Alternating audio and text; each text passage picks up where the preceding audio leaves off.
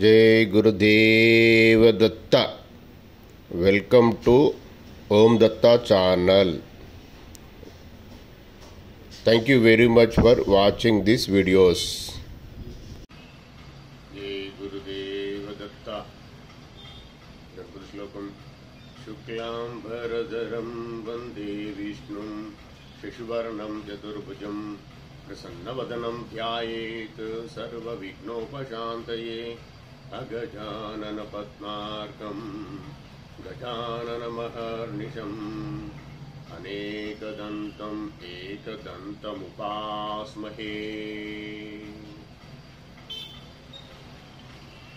गुरु प्रार्थना। गुरुर्ब्रह्मा गुरुर्विष्णु गुरुदेवो महेश्वरा गुरु साक्षात् परब्रह्मा तस्मै श्री गुरवे नमः। गुरवे सर्वलोकानां विजये भवरोगीणां निधये सर्वविद्यानां दक्षिणमूर्तये नमः। ఇంతకుముందు నేను గురుచరిత్ర పారాయణం చేసినప్పుడే మీకు ఇన్ఫర్మేషన్ ఇచ్చానండి. ప్రతి రోజు అధ్యాయపూర్వకంగా గురుచరిత్ర ఎవరైతే పారాయణం చేయాలనుకుంటారో వారు ఖచ్చితంగా జనరల్ శ్లోకం, గురు ప్రార్థన, శ్రీ గురు దత్తాత్రేయ అష్టోత్తరశతనామాలు చదివిన తర్వాతనే పారాయణం మొదలు పెట్టాలండి. నాకు తెలిసిన విషయం అంటే ఇది మీరు కూడా పాటించండి. దత్తార్పణ. జయ గురుదత్త. श्री दत्तात्रेय अष्टोत्तरशतनामावली। ओम अनसूयसुताय नमः। ओम दत्ताय नमः। ओम अत्रिपुत्राय नमः। ओम महामुनये नमः। ओम योगेन्द्राय नमः। ओम पुण्यपुरुषाय नमः। ओम देवेशाय नमः। ओम जगदीश्वराय नमः। ओम परमात्मने नमः। ओम परब्रह्मणे नमः। ओम सदानंदाय नमः। ओम जगद्गुरवे नमः। ओम नित्यतृप्ताय नमः। ओम निर्विकाराय नमः। ओम निर्विकल्पाय नमः। ओम निरंजनाय नमः। ओम गुणात्मकाय नमः। ओम गुणातीताय नमः। ओम ब्रह्म विष्णु शिवात्मकाय नमः। ओम नानारूपधराय नमः। ओम नित्याय नमः। ओम शांताय नमः। ओम दान्ताय नमः। ओम कृपानिधये नमः। ओम भक्तप्रियाय नमः। ओम भवहाराय नमः। ओम भागवते नमः। ओम भयानाशनाय नमः। ओम आदिदेवाय नमः। ओम महादेवाय नमः। ओम सर्वेशाय नमः। ओम भुवनेश्वराय नमः। ओम वेदांतविद्याय नमः। ओम वरदाय नमः। ओम विश्वरूपाय नमः। ओम अव्याय नमः। ओम हरये नमः। ओम सच्चिदानंदाय नमः। ओम सर्वेशाय नमः। ओम योगेशाय नमः। ओम भक्तवत्सलाय नमः। ओम दिगंबराय नमः। ओम दिव्यमूर्तये नमः। ओम दिव्यभूतिविभूषणाय नमः। ओम अनादिसिद्धाय नमः। ओम सुलभाय नमः। ओम भक्तवांछितदायकाय नमः। ओम एकास्मै नमः। ओम अनेकाय नमः। ओम अद्वितीयाय नमः। ओम निगमवंदिताय नमः। ओम भुक्तिमुक्तिप्रदाय नमः।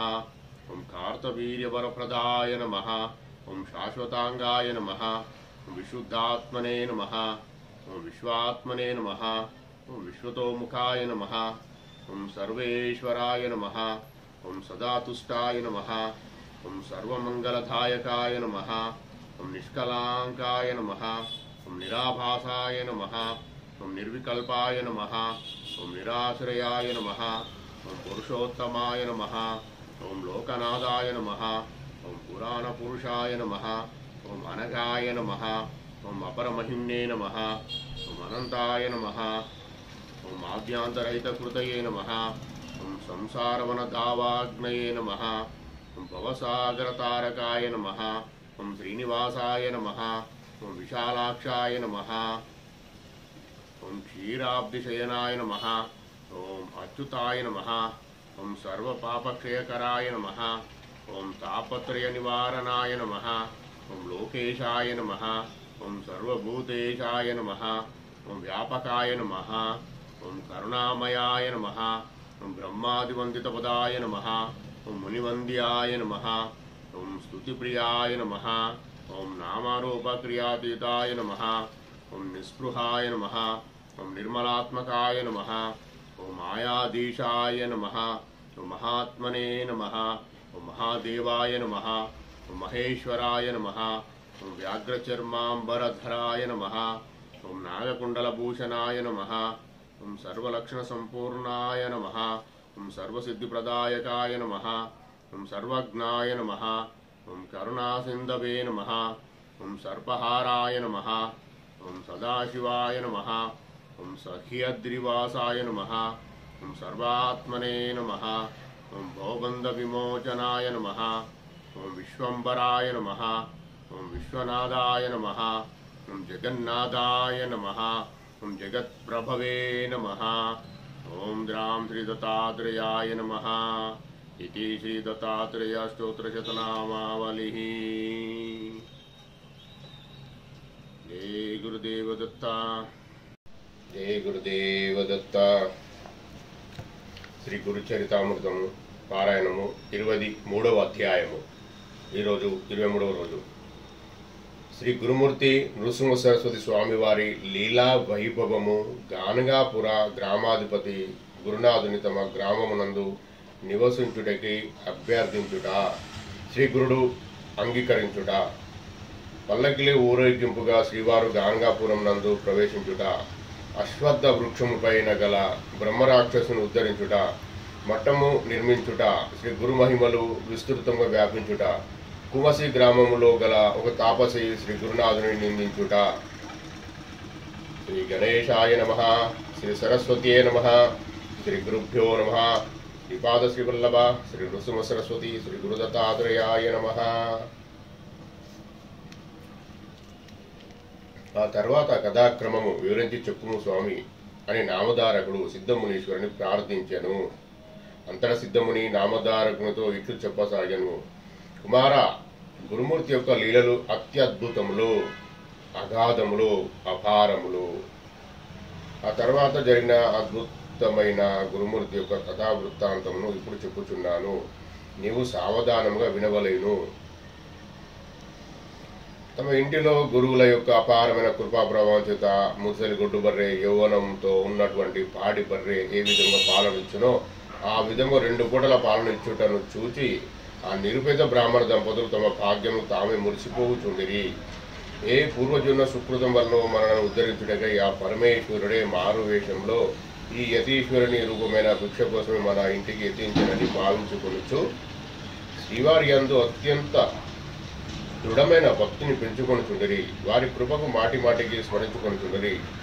ఇట్టి అత్యాశ్చర్యకరమైన లీలలను గురించి ఆ బ్రాహ్మణుడు తమ ఇరుగు పొరుగు వారికి తెలియజెప్పెను. మరునాడు మామూలు ప్రకారంగా ఆ గ్రామం రైతులు ఈ బ్రాహ్మణుని ఇంటికి వచ్చి, అయ్యా, ఎరువు మట్టిని మోయటానికి ఈరోజు మీ బర్రెను బడగకు మాకు పంపించవలసినదని అడిగిరి. అందుకు ఆ బ్రాహ్మణుడు వారితో, నాయన, చక్కగా పాలనిచ్చుచున్న ఆ బర్రెను నేటి నుండి ఎరువు మట్టిని మోయుట కొరకు బడగకు నేను ఇవ్వడం కుదరద్దు అని చెప్పాను. ఈ మాటలు విన్న రైతులు అత్యంత ఆశ్చర్యంలో గురైరి. ఏమయ్యా బ్రాహ్మణుడా, నవ్వులాటయా? నిన్న మొన్నటి వరకు బడగకు ఇచ్చినది, పైగా అది గొడ్డు బర్రె కదా.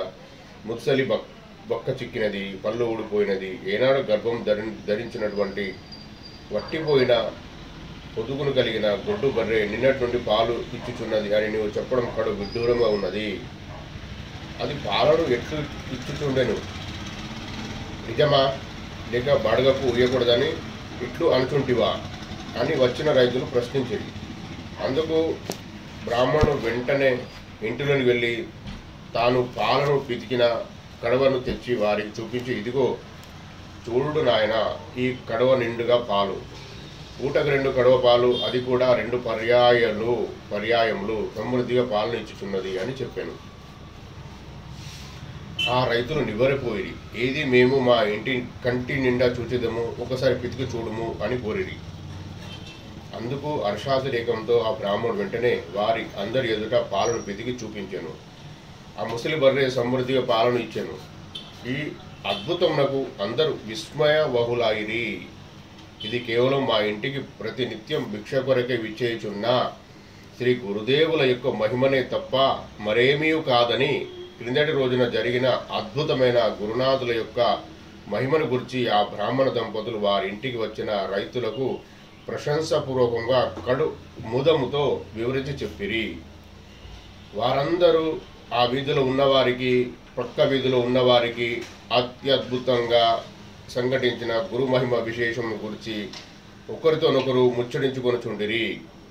ఆ నోట ఈ నోట చర్చించబడుచున్నటువంటి గొడ్డు బర్రె పాలను ఇచ్చుచున్న విశేషమును గురించి కొందరు తమ గ్రామాధిపతికి తెలియజేసిరి.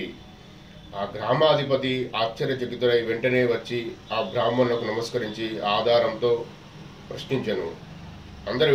అందుకు వెంటనే ఆ బ్రాహ్మణుడు వినయపూర్వకంగా తమ గ్రామాధిపతికి ఇట్లు వివరించి చెప్పెను. మహాశయ, సంగమ స్థలము వద్దకు కొత్తగా ఒక గొప్పవైన వర్చస్సు కలిగిన సన్యాసి వచ్చి ఉన్నారు. వారు సంగమ స్థలము వద్ద ఔదుంబర వృక్షం కింద నివసించుచున్నారు. ఇదంతయు వారి మహిమ ప్రభావమే గాని వారు మామూలు సన్యాసి అని మేము భావించితిమి. కానీ ఇప్పుడు వారు కేవలం త్రిమూర్త్య అవతార స్వరూపమే అని మాకు స్పష్టమైనది. ఏలనన ప్రతినిత్యము ఆ మహానుభావుడు మా ఇంటికి మధ్యాహ్నం వేళ భిక్ష కోసమే వచ్చేటివాడు. అత్యంత కృపతో భక్తవత్సలుడైన శ్రీ గురునాథుడు నిరుపేదలమైన మా ఇంటికి ఎంచుకొని ఏ పూర్వజన్మ విశేషంతోనో మా ఇంటికి భిక్షకు వచ్చుచున్నారని భావించి వారికి నిత్యం భిక్షను ఇచ్చుచుంటిమి.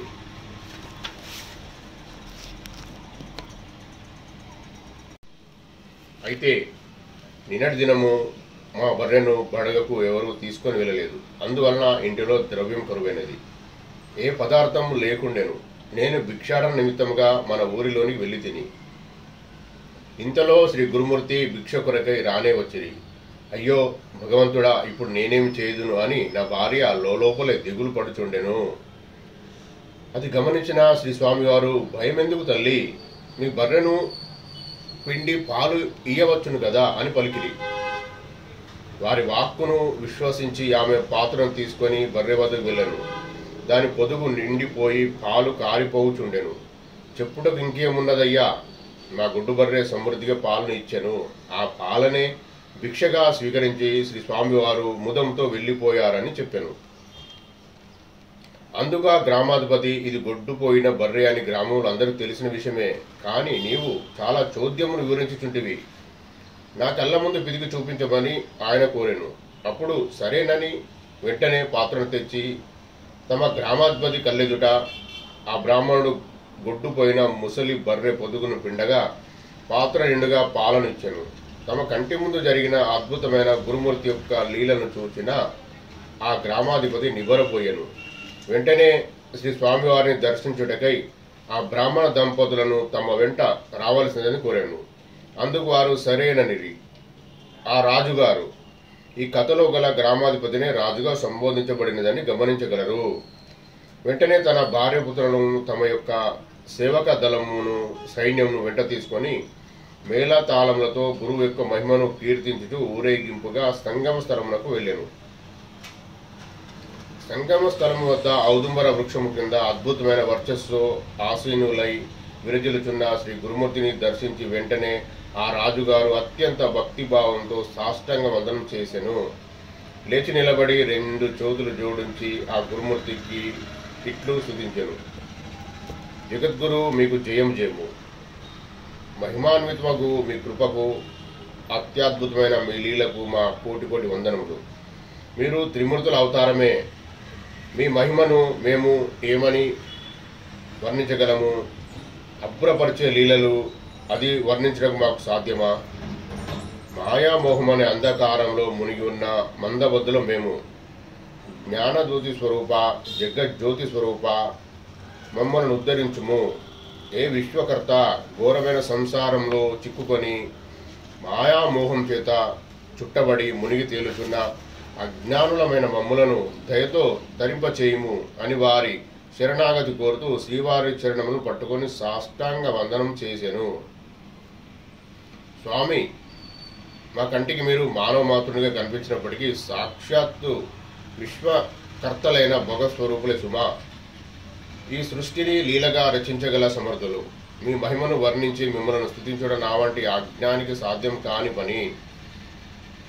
మానవ రూపంతో భక్తానుగ్రహార్థంగా మీరు మాకు కనిపించుచుంటిరే గాని మీరు కేవలం చిన్మయ స్వరూపులు, జగద్రక్షకులు, మమ్మల్ని మీరే రక్షింపవలసినది అని అనేక విధములుగా గురుమూర్తిని స్తుతించెను.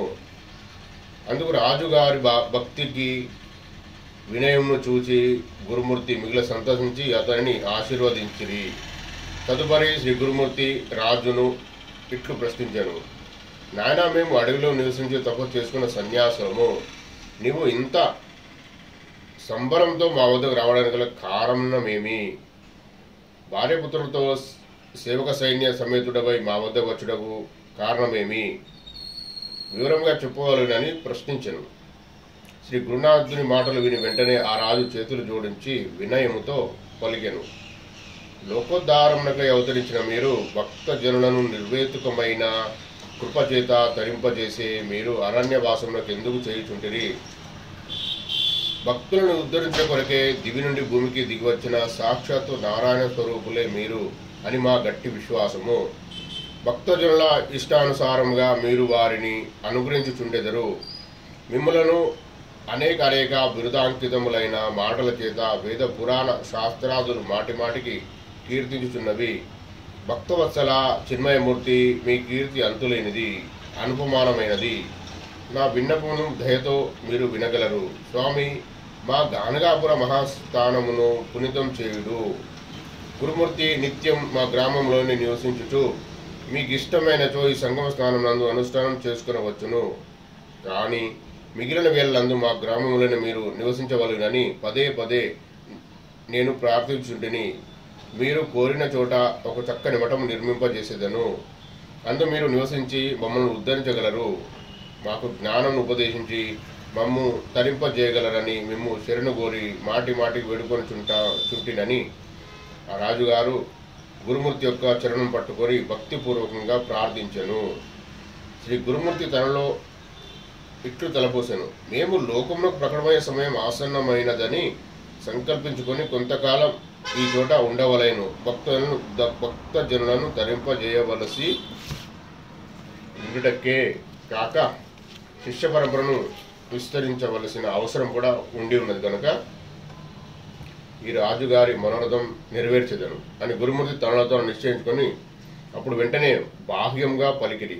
రాజా, మీ అభిష్ట ప్రకారంగా చేయవచ్చును, మేమందరకు సమ్మతించుంటిమి అని వారు అభయమిచ్చిరి.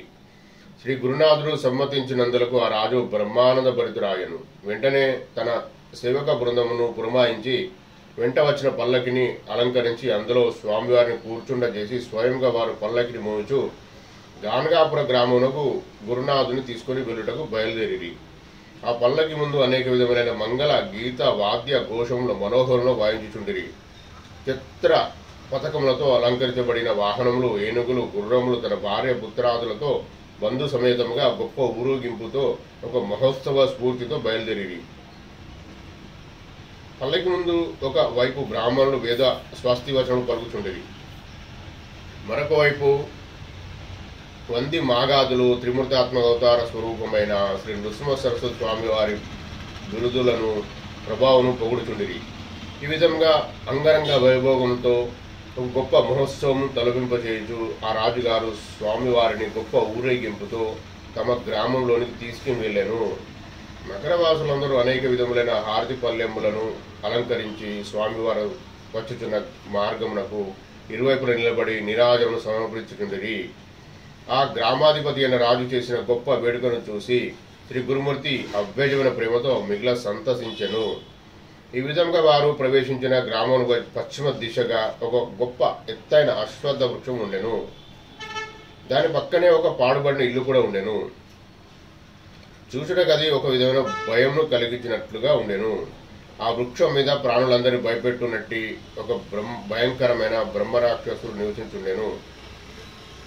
చాలా కాలం నుండి ఆ అశ్వత్థ వృక్షం మీద నివసించున్న బ్రహ్మరాక్షసుడు మనుషుల్ని ఆహారంగా గ్రహించుచుండెను.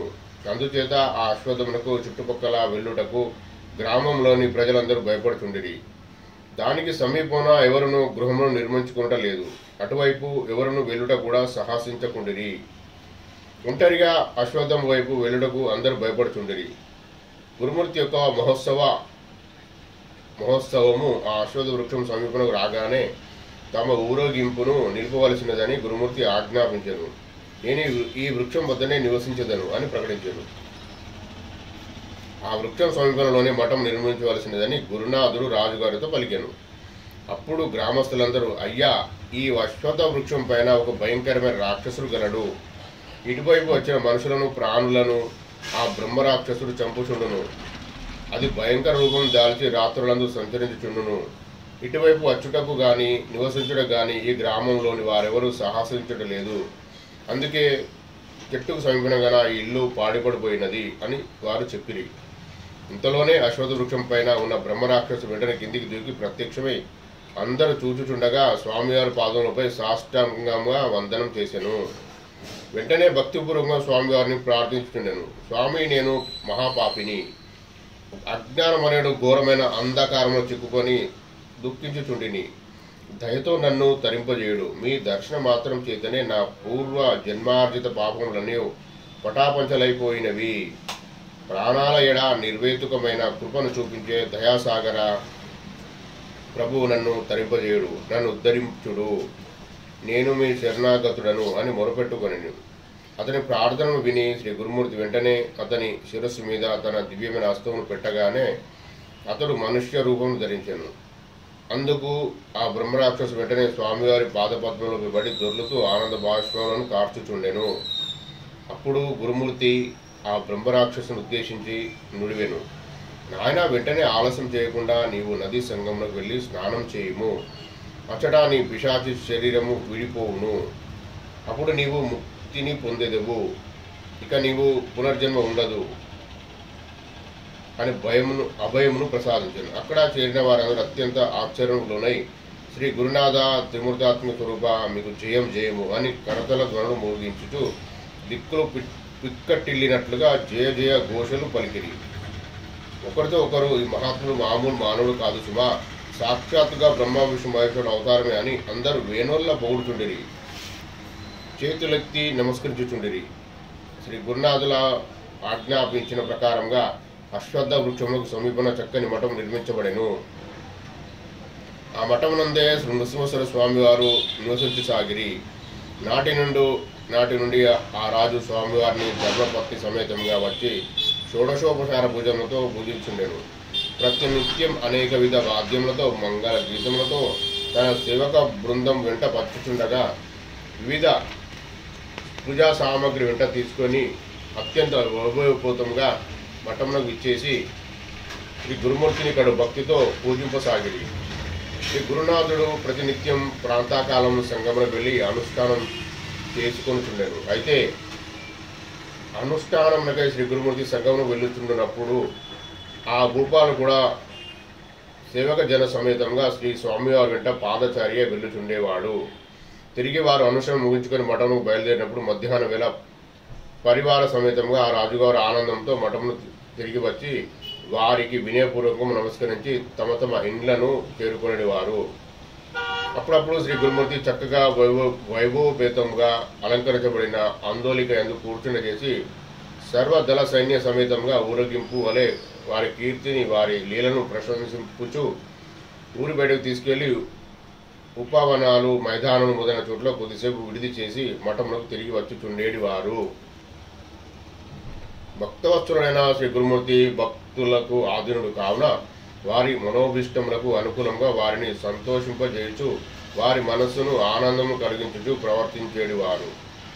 గురుమూర్తిని ఏయో భావంతో భక్తులు సేవించుచుండెరో వారు కూడా తమ భక్తులను ఆయా భావం అనుసరించి అనుగ్రహించుచుండిరి. శ్లోకం: ఏ యత మాం ప్రపద్యాంతే తాం సదైవ భజామ్యహం మమ వర్తానువర్తంతే మానుష్య పార్థ సర్వాశః. ప్రార్థ భక్తులు నన్ను సేవించిన రీతిగా అనుగుణంగా నేను వారిని సేవించెదను. మానవులందరూ వివిధ రీతుల్లో నా మార్గమును అనుసరింతురు. గీతాధ్యాయం. ఈ విధమైన సంభ్రములు ప్రతినిత్యం గానగాపుర గ్రామంలో జరుగుతున్నది. గురుమూర్తి యొక్క మహిమలు, లీలలు, వారి నిర్మలమైన కీర్తి దినదినములకు చుట్టుపక్కల గల గ్రామమునకు, నగరములకు విస్తరించెను. గాన్గాపురంలో కొంత దూరమున కుమాసి అను గ్రామం ఉండెను. ఆ గ్రామం నందు ఒక గొప్ప తపస్వి ఉండేవాడు. వారి పేరు త్రివిక్రమ భారతి. 3 వేదములందు సాంగంగా ఆరితేరినవారు. త్రివిక్రమ భారతి అనే తపస్సు నిత్యం మానసిక ఆరాధన చేస్తూ నిరంతరం నరహరిని ధ్యానించేవారు. అయితే త్రివిక్రమ భారతి స్వామివారు గాన్గాపురంలో ఉన్న నరసింహ సరస్వతిని గురించి వినుట తటస్థించెను. వారి లీలలు వారి మహిమలు విన్న త్రివిక్రమ భారతి ఇట్లు తలపోయిచుండెను. ఈయన అసలైన సన్యాసి కాదు, మట్టి ధాంబికుడు. ఇతని సన్యాసాశ్రమము ఎవరిచ్చిరి? ఒక సన్యాసిగా ఉండి పల్లకిలో కూర్చొని ఊరేగుటేమిటి? ఇది అత్యంత చోద్యం కదా అని వారిని మనసులో నిందించుచుండెను. అవతార స్వరూపులైన శ్రీ గురునాథులు పరుల మనసుల మర్మం తెలిసిన వారు. అందరి మనోభావాలు వారి ముందు తెరిచిన పుస్తకం వలె ఉండును. కావున ఈ యతీశ్వరుడు తన మనసులో తమను నిందించుచుండెనని గుర్తించెను. శ్రీ గురుమూర్తి సర్వజ్ఞుడు కావున త్రివిక్రముడు తనను నిందించుచుండని గ్రహించెను అని సిద్ధముని నామధారకుతో ఇట్లనెను. నాయన, రాబో కథ చాలా అపూర్వముగా ఉండును. గురులీలలు అతి విచిత్రములు. కావున మనస్సును నిర్మలమనర్చుకొని ఏకాగ్ర చిత్తుడవై శ్రద్ధగా శ్రావణ మొనర్చుచుండుము అని చెప్పిన విధమున గంగాధర సరస్వతి గారు శ్రీ గురుచరితామృతం విస్తరించి గ్రంథ రూపమున లోకమున ప్రకటింపజేసిరి. ఇంతటి దివ్యమైన మనోహరమైన ఈ కథను విన్నవారికి సమస్త మనోభిష్టము సిద్ధించును. ఇది శ్రీ గంగాధర సరస్వతి విరచితమగు సిద్ధ నామధారక సంవాదాత్మకమైన పరమకథా కల్పతరువగు శ్రీ గురుచరితామృతమునందలి శ్రీ నృసింహ సరస్వతి ఉపాఖ్యానమున జ్ఞానకాండమునందు బ్రహ్మరాక్షస ముక్తకరణము అను 23వ అధ్యాయము. జయ గురుదత్త. శ్రీ గురుదత్త. శ్లోకం. దత్తాత్రేయో మహాదేవో విష్ణురూపో మహోత్సుక స్మరణదేవ నశ్యాంతి కిం నో మృత్యు కరిష్యతి. శ్రీ నారదాకృత శ్రీ దత్తాత్రేయ స్తోత్రం. 23వ అధ్యాయము సంపూర్ణం. జయ గురుదత్త. శ్రీ గురుదత్త. దిగంబరా దిగంబరా శ్రీపాదవల్లభ దిగంబరా దిగంబరా దిగంబరా నృసింహయతివర దిగంబరా దిగంబరా దిగంబరా స్వామి సమర్థ దిగంబరా దిగంబరా దిగంబరా మాణిక్య ప్రభో దిగంబరా దిగంబరా దిగంబరా షిరిడిపురీశ దిగంబరా దిగంబరా దిగంబరా జయ గురుదత్త దిగంబరా. అవధూత చింతన శ్రీ గురుదేవ దత్త స్వామి మహారాజ్ की जय. सर्वं श्री पूर्णपर ब्रह्म परमात्मा दत्त प्रभु चरणारविंदार्पणमस्तु. ओम शांति शांति शांति. If you like this video, please like, share, subscribe. Thank you very much for watch this video.